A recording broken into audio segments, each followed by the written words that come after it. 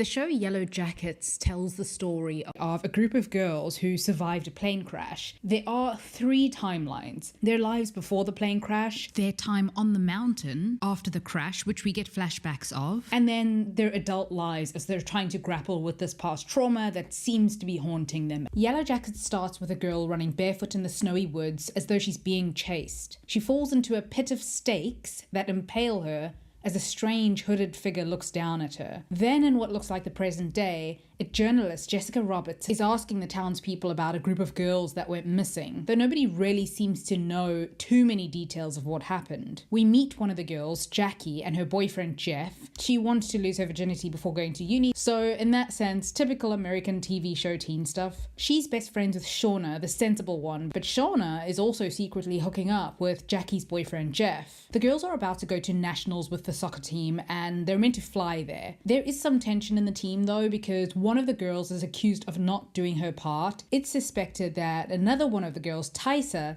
kicked her in the shin to get her benched, but Tysa swears that it wasn't on purpose. In the present day, journalist Jessica Roberts goes to now adult Shauna's home to ask her to tell her story. Shauna sticks to a rehearsed kind of script. The crash happened, some of the girls died, and the survivors starved and scavenged for months until they were found. Shauna is a mother to teens now, and she seems to be a stay-at-home mother who is quite lonely and maybe a little unhappy. She has a quiet sadness about her. By the way, she even tells Jessica off after being offered a 7-figure book deal, so she doesn't want to talk. Another one of the survivors, and now adult Natalie, played by Juliette Lewis, is in some kind of therapy and rehab. She was a bit of a rebel as a teenager, drinking and dabbling in pills. Tysa, meanwhile, the girl who may have kicked her teammate in the shin, is a successful politician appearing on TV for her next run for office. This makes Shauna nervous because they were all meant to be low-key, so Tysa being this public, even for something unrelated, could invite questions. Predictably, during a photo shoot, a journalist does ask her about her traumatic plane crash, and she immediately shuts it down. All throughout the episode, we also keep getting flashbacks of a snowy wilderness, maybe in the mountains, where Lord of the Flies kind of rituals seem to be taking place. We also see that just before the girls had left on their trip, Shauna got her acceptance letter into Brown University. So as Jessica says, Shauna, with all of her potential, might not have ended up where she thought she would in life. Shauna then meets up with Tysa, the politician, and expresses her wariness of Tysa being a public figure.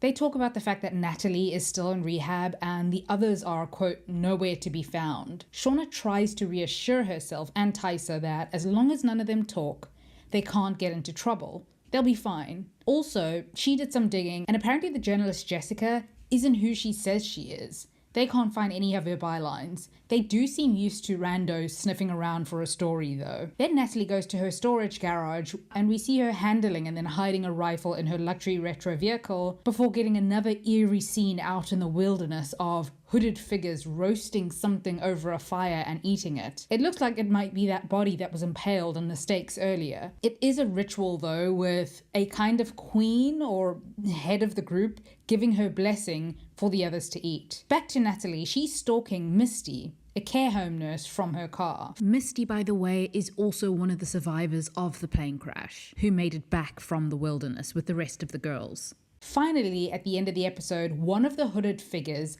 removes their face coverings and it turns out to be a young Misty. Shauna is also going through her bloody diaries from the time as she recalls the plane crash. In episode 2, we open with the plane going down. At one point, Shauna is trying to save one of the girls, but there is a fire starting, so Shauna's friend Jackie pulls Shauna away. Of course, the girl ends up surviving, and there's already tension because she thinks that Shauna and Jackie kind of left her to burn to death. Misty becomes the hero of the episode. After the girls remove a piece of rubble from Coach's leg, there isn't much left to it, so Misty chops the remaining bit off with an axe, creates a tourniquet, and leads the girls. She says she took a babysitter's first aid course or something, but Misty is a little, sure, smart and resourceful, but she's not really freaking out at all. Considering we saw her watch a rat drowning in a pool in episode 1, yeah, she's a little odd. But it's good that the girls have her there, for now at least. Adult Shauna is having problems in her marriage. She's married to Jeff and they have one daughter. They're in therapy though, working on it.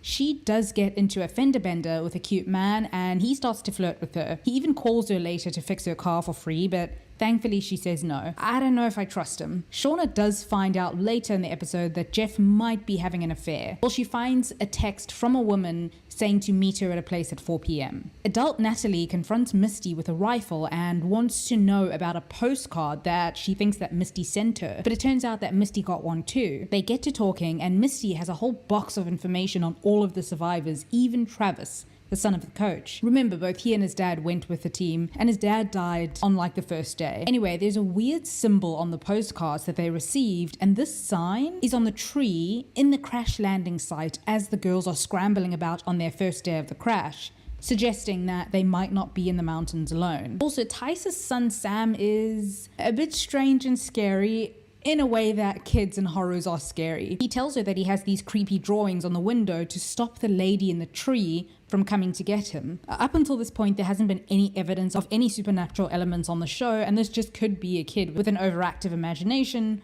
We'll see. Shauna, fed up one evening that her daughter forgot to defrost the meat, catches a rabbit in the garden and cooks that instead. It's a really graphic scene, by the way. Meanwhile, back in time at the crash landing site, one of the girls is on daily meds. It's concerning because if they stay stranded any longer, she will run out. At one point, Misty overhears girls talking about how grateful they are that she's there.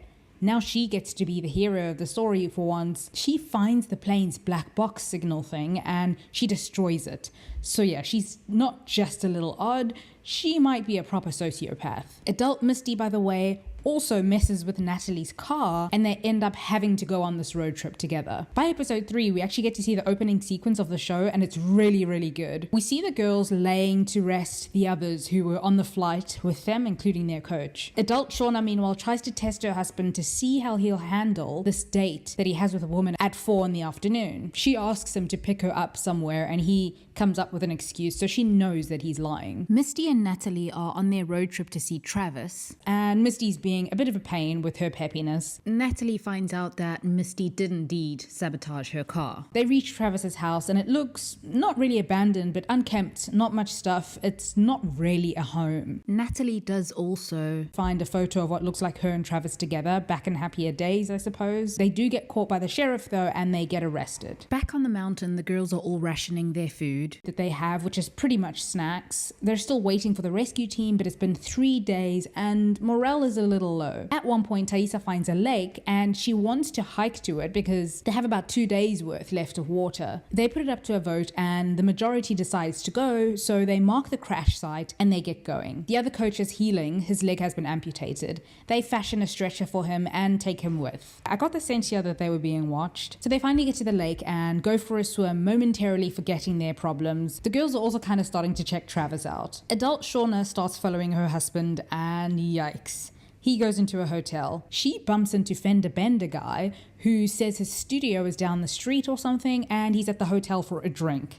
Yeah, I don't buy it. Shauna sees her husband then with somebody else. She asks why Fender Bender guy is there and he says he was just getting a drink, but then something along the lines of some forces at work like the universe, and he just follows. Turns out that Jessica is being paid by adult Thaisa. She's testing the woman's resolve, seeing what would get them to tell their story. It's kind of a way to keep her campaign for senator airtight and not have any surprises come out. Her son, Sammy, by the way, is starting to get into trouble and he's really cheeky and rude as well. Something's going on with that kid. Natalie calls Thaisa to bail her out and we find out that Thaisa paid for Natalie's rehab stay. Thaisa tells Natalie that she can't help her, she needs to let go of Travis. While in the water, the girls see a reflection on a hill and they find an abandoned cabin. Travis is not coping with the death of his father, he's becoming pretty angry and things are pretty bad between him and his little brother. At one point, Thaisa goes up to the attic and the girl who's had a bad feeling about all of this from the moment that they got to the cabin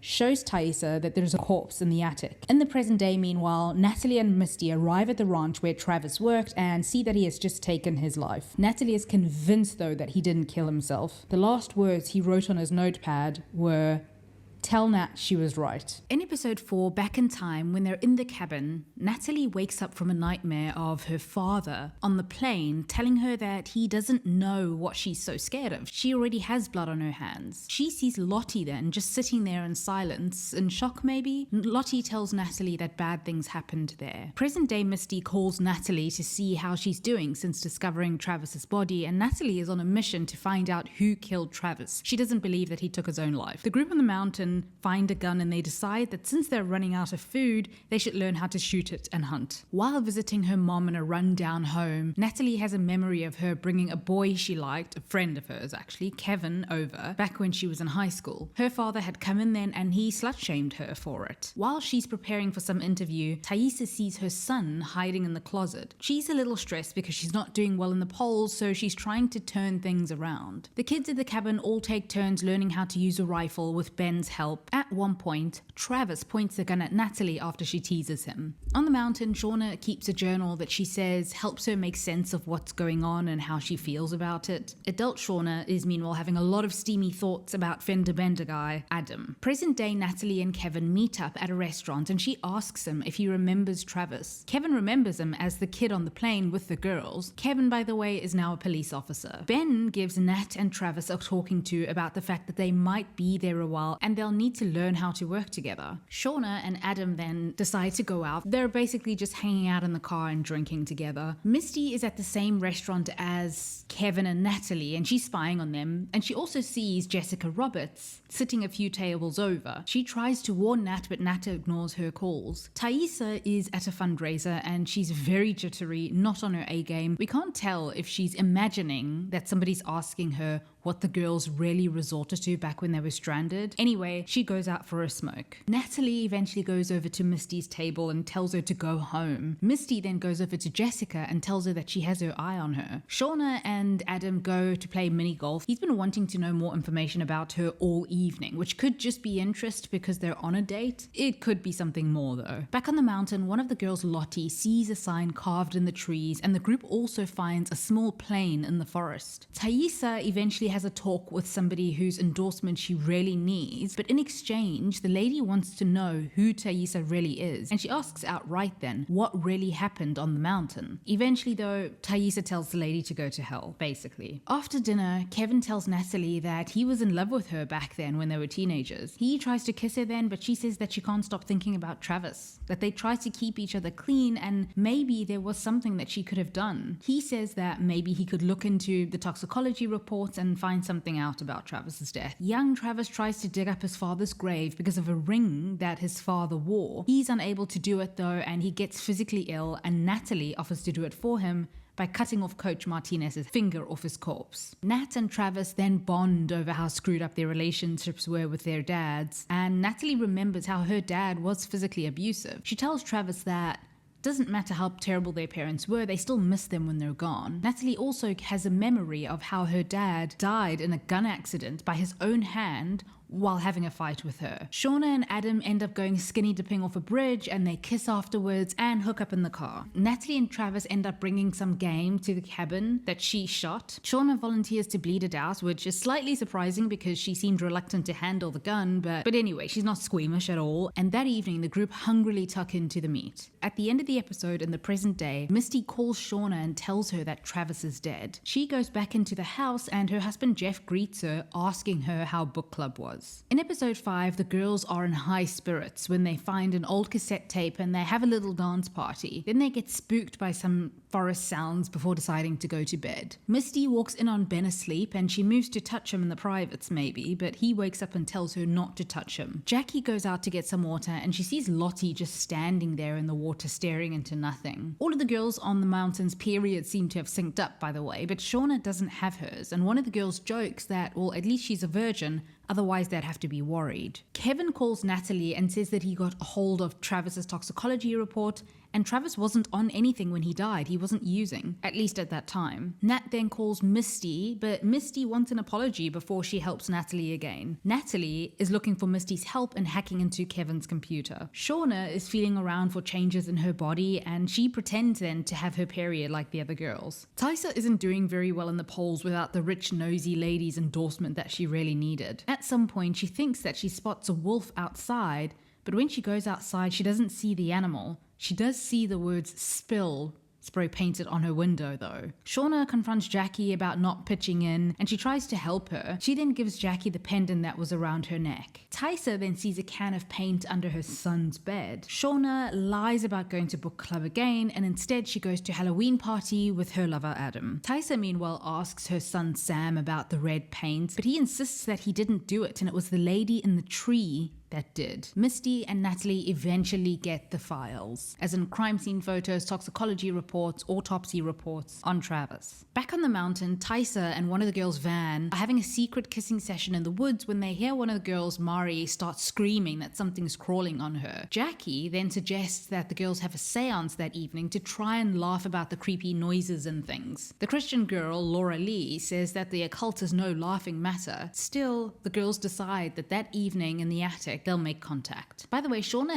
has been having visions of a young Jackie every now and then. She thinks that she sees her at a party, but it ends up being her daughter Callie, who then sees Shauna is there with her lover. Nat and Travis kiss in the woods while out on a hunt. Meanwhile, Misty notices something weird about the crime scene photos taken at Travis's place. At the site of Travis's death, there are markings that when all joined together show the sign that was carved into the tree. While Callie is sobering up and Shauna is sitting with her, we find out that the cheerleading uniform that Callie is wearing wasn't Shauna's, it was actually Jackie's, and Jackie's parents had given it to Shauna on what would have been her 40th birthday. Very strange. Back in the cabin, meanwhile, Jackie hosts a seance. The girls joke around, but then it's Cubby's turn to ask a question, and his question is if they're going to die out there. Suddenly, something blows the window open, and Lottie starts having some kind of panic as though she's channeling some spirit to tell them what it wants. But remember, Lottie is also mentally unwell. She's talking about an it that wants something. She starts speaking French, which freaks them out, but Jackie can understand some French and she translates. She eventually says in English that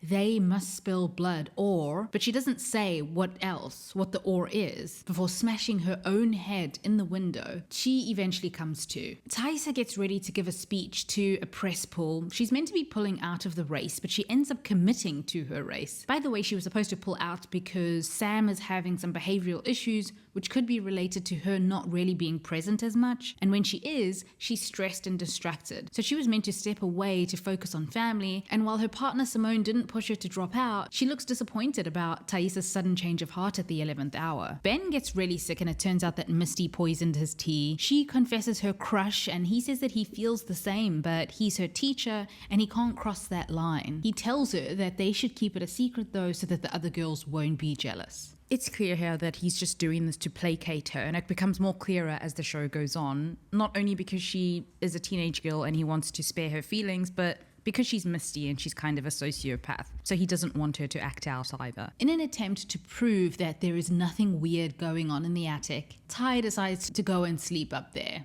The Christian girl, meanwhile, Laura Lee, is furiously praying. Shauna goes to keep Tysa company, and Tysa asks how far along she is. At the end of the episode, Nat shows Tysa the floor of Travis's barn. Just then, Nat also gets a text telling her to get $50,000 together and to not tell her teammates. Meanwhile, Misty has set up surveillance and is watching the whole thing unfold. In episode 6, we get a childhood memory of Lottie sitting in the back seat of her parents' car. She suddenly starts screaming uncontrollably, and just then an accident happens right in front of them. Had Lottie not screamed, her parents might have driven off, and so in that way she saved them. Her mother believes that this is something that just can't be explained, but that she did save them, but her father isn't a believer. He thinks that Lottie is sick and she needs to see a psychiatrist. In the forest, Lottie hallucinates a wild animal, a deer, with blood in its antlers. Shauna goes to the motel room where Nat and Tysa are, and they show her the photos and discuss how they're being blackmailed.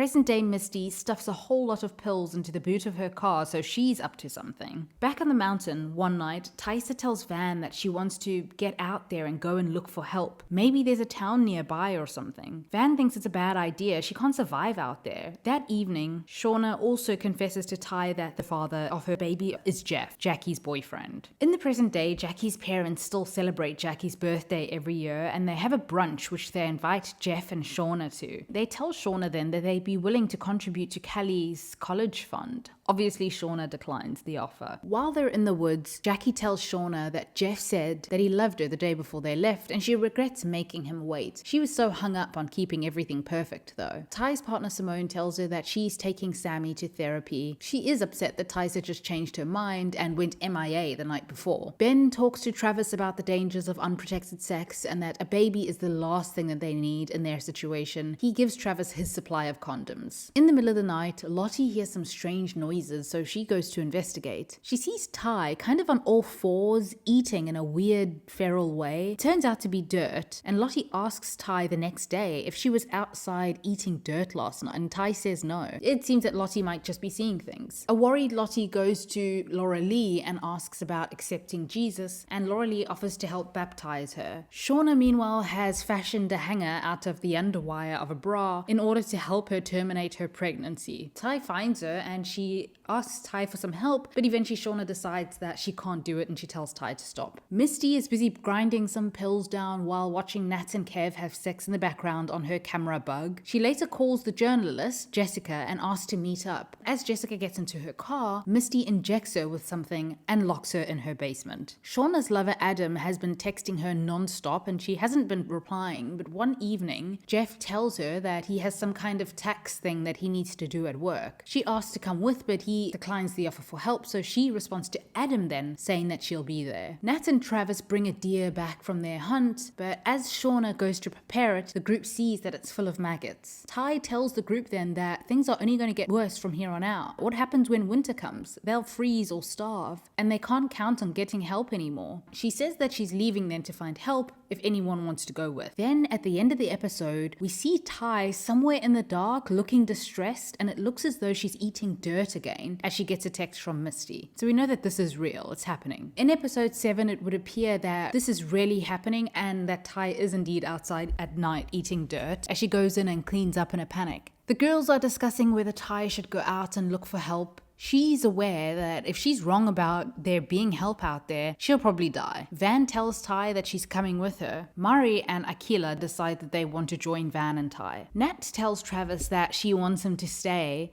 and he agrees. You see, before he'd planned on going out with Ty and the rest because he thought that the girls needed a guy to go with them. Lottie tells Van that she's dreamt of red smoke and a river of blood, and she gives Van a bone to keep with her, kind of like for good luck. Misty also decides to go with the group that's leaving. The present-day women get together and they put the money in the bag along with a tracker to drop the money off to the blackmailer. By the way, Natalie had sold her car to get this money together. In the cabin, Jackie confronts Shauna about how weird she's been acting, and it makes her feel crazy and as though Shauna doesn't want to be her best friend anymore. Shauna says then that she's pregnant, and she tells Jackie that Randy is the father of her baby. Jackie tells Shauna not to worry, they'll get through this together. Later, Jackie seems to notice a discrepancy in Shauna's timeline of when she says that she slept with Randy, but she doesn't go in on it yet. The rest of the girls who left the group are out in the woods around a fire when they hear wolves howling in the background. Misty, who now has Jessica tied up, tells her that she wants the truth from her. All roads seem to lead to Jessica. Jessica tells Misty that she thinks that Travis was murdered and that they're on the same side, they could work together. This doesn't quite work on Misty. The three adult women are tracking the person who blackmailed them and they give chase, but he eventually gets away with their money. The group of girls who broke away to find help stumble upon a red river, and Ty thinks that it's just iron and they should carry on. Then the compass starts going crazy, and Van and the others point out that Lottie had mentioned that the forest didn't want the old man who was there before to leave, and now they have those same fears, but Ty's pretty steadfast. Anyway, the group follows, but they're losing their resolve. One of them had even suggested turning back. Adam goes to see Shauna at her house, and he wants more than a hookup with her.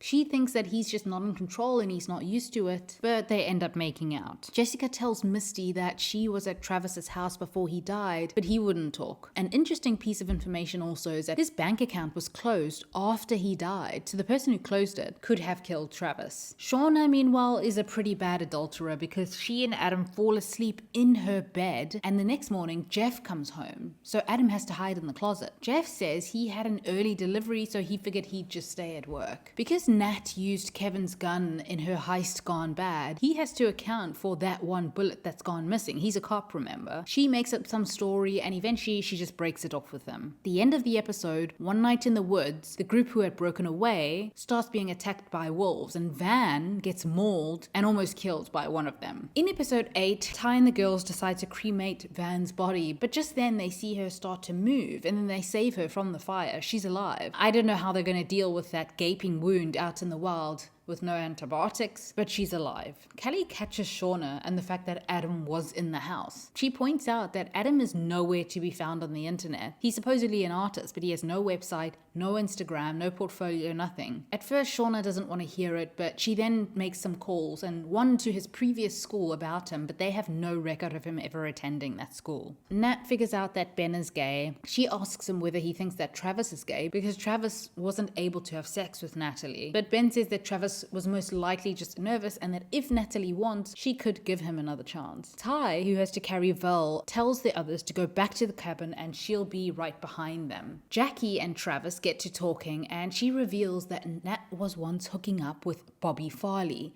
the guy who gave Travis a really cruel nickname. Jackie didn't mean it in a bad way though, she was just saying that Travis is a good guy compared to the types that Natalie ran with. Because Misty is surveilling Nat, she sees that Nat is about to use. She rushes over then and saves Nat from relapsing. Nat does later find some residue in the carpet though. Ty comes over to Shauna's and they go for a walk, and she tells Shauna that she's been sleepwalking again. She thinks that this is who Sammy is seeing, her sleepwalking self. Shauna offers Kelly's room and says that she'll stay with her. When part of the breakaway group reaches the cabin again, the girls will go out looking for Van and Ty. They get them back to the cabin and they work on stitching Van's face back up. Ty tells Shauna back at the cabin that she fell asleep and she was sleepwalking and she woke up in a tree. She feels guilty then that Van got hurt on her watch. Shauna goes over to Adam's place and she catches him in a lie about his school, but he folds really quickly and says that he lied to impress her. He suggests going away for the weekend to a cabin in the woods, just the two of them, and it looks like Shauna's falling for it. I would have thought that the last place Shauna would ever want to go is a cabin in the woods, but anyway. Laura Lee decides that she's going to take the plane that they found in the forest and fly south. Gas tank is full, and she watched her granddad fly planes as a kid. She's also been studying the manual for weeks. Natalie meets up with her old sponsor. This sponsor works at a bank, and Natalie wants help finding out who closed Travis's bank account. When she says no, she could get fired, Natalie threatens to tell her employers about how they used to sell client information to identity thieves and all sorts of illegal stuff that they did when they used to get high. Anyway, the group starts working at clearing the overgrowth around the plane, so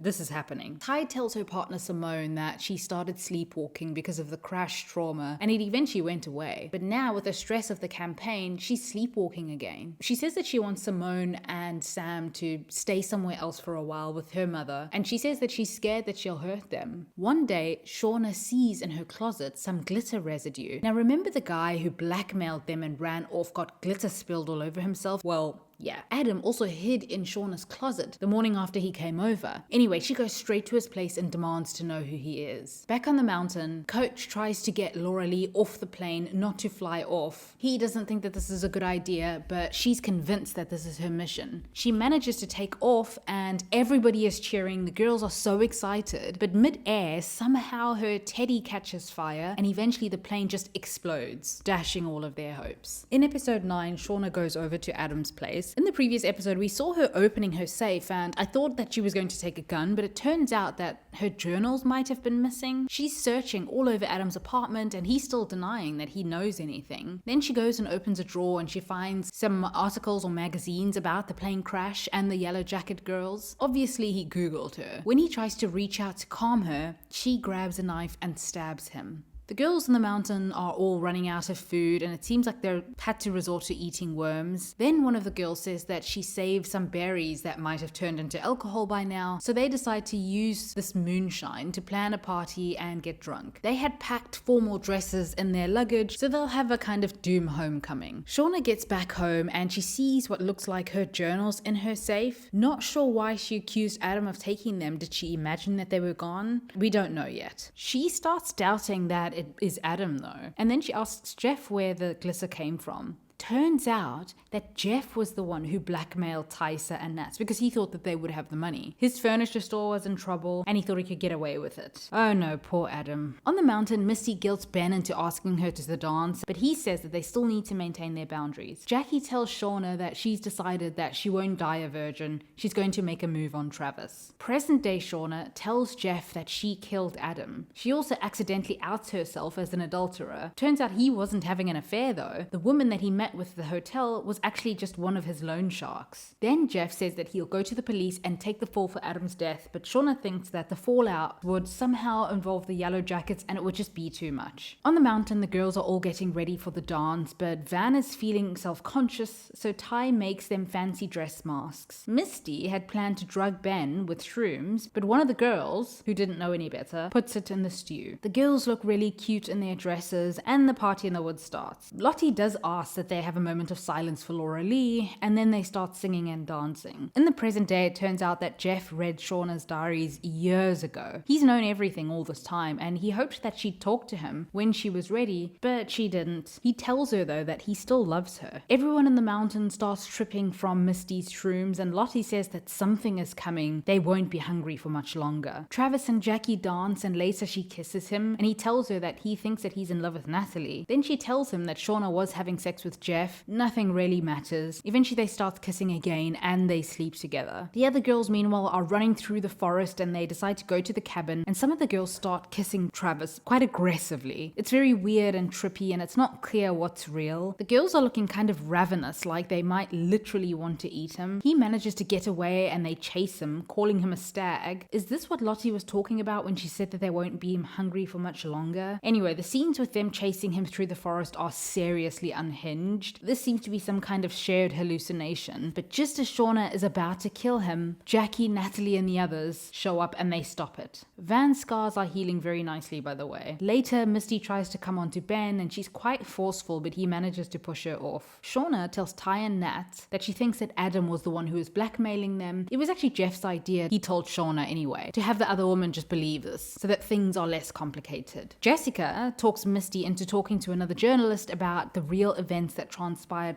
25 years ago. She already knows that the girls had to resort to eating each other. At the end of the episode, Nat, who's been a little bit estranged from Misty, goes over to Misty's place and asks her for help with disposing of a body. In episode 10, the girls all come to the next day and they see the remnants of their disastrous night before, like the weird skull decorations and a knife on the ground. Lottie was kind of the main instigator of the Travis hunt because she has her visions/mental illness, but Shauna was the one with the knife, really gung-ho on slitting Travis's throat. Misty makes an excuse to go into work to get some cleaning supplies, and she tells Nat that 12% of killers are caught because they're caught buying supplies in stores. Plus, the kind of bleach that they have in the retirement home doesn't leave behind hemoglobin that would show up in tests, so this is what they want. While Misty and Ty are helping up with cleanup, Shauna and Nat get to cutting up Adam's body into parts. Misty's very good at this, it's honestly impressive. And she then disposes of Adam's head and his hands by having them cremated with the body of an elderly woman. Back on the mountain, a bear comes to the cabin, and somehow when Lottie walks up to it, it kind of submits. It doesn't attack, and Lottie just kills it. So they have some meat for now. In the present day, it's also the high school 25-year reunion, and the Yellowjackets walk into a lot of stairs. There's also a memorial for Jackie at the reunion. In the cabin, Van tells Ty that after she was mauled, she saw something. She wasn't dead, but she wasn't really alive either. It was like she was somewhere in between, and she thinks that there's something out there with them. She saw something. Jackie eventually confronts Shauna and asks her in front of the group what was she planning to do to Travis. If they hadn't come round, would she have killed him? Then it comes out that Jeff is Shauna's baby daddy and they fight and their friendship basically ends there. Shauna then tells Jackie to leave and Jackie leaves the cabin. I mean, she just goes outside. It's interesting that Jackie seems to be the ostracized one, but it could be that the other girls were also ashamed of their participation in the Travis thing, so maybe that's why. Misty eventually lets Jessica go, and Jessica has Misty convinced that she's on her side and they'll work together to tell Misty's story. In the woods, Javi goes missing, and eventually Travis, who's looking for him, apologizes to Natalie and tells her that he loves her. Jessica realizes then, as she's driving away, that Misty has drugged her cigarettes and she passes out in the car. On the news, meanwhile, in Shauna's household, a missing persons report shows up about Adam, and it says that his family is concerned and hasn't heard from him. Then something very terrifying. While Simone, Ty's partner, is over at the house getting some clothes and toys in the basement for Sam, she sees some blood around the entrance of a little crawl space. She goes in and sees a kind of shrine or sacrifice with the heart and head of their missing pet dog. There's also a symbol there, the one that was carved into the tree. Tysa also ends up winning her race in a stunning upset. Back at the cabin, Shauna goes outside to Jackie and asks her to come inside. The girls help warm her up, and Shauna tells Jackie that she loves her. Something's off though, and this turns out to be Shauna dreaming. And the girls all wake up the next morning then to see that it snowed the night before, and Jackie had fallen asleep out in the snow and died in her sleep. Honestly, dying peacefully in your sleep before the winter sets in and possible cannibalism starts would be my best case scenario, but poor Jackie, and no wonder Shauna carries around so much with her. In the present day, just as she's about to take her own life, some guys barge in on Natalie and kidnap her. One of the guys is wearing a pendant with a symbol on it. Just then her ex-sponsor Susie leaves a voicemail on her phone saying that she looked into Travis's bank account and she thinks that someone's following her, and then she asks, who the F is Lottie Matthews? At the end of the episode, we go back then into the woods and Lottie is shown making some kind of sacrifice. And that is season 1 of Yellowjackets. Thank you for watching.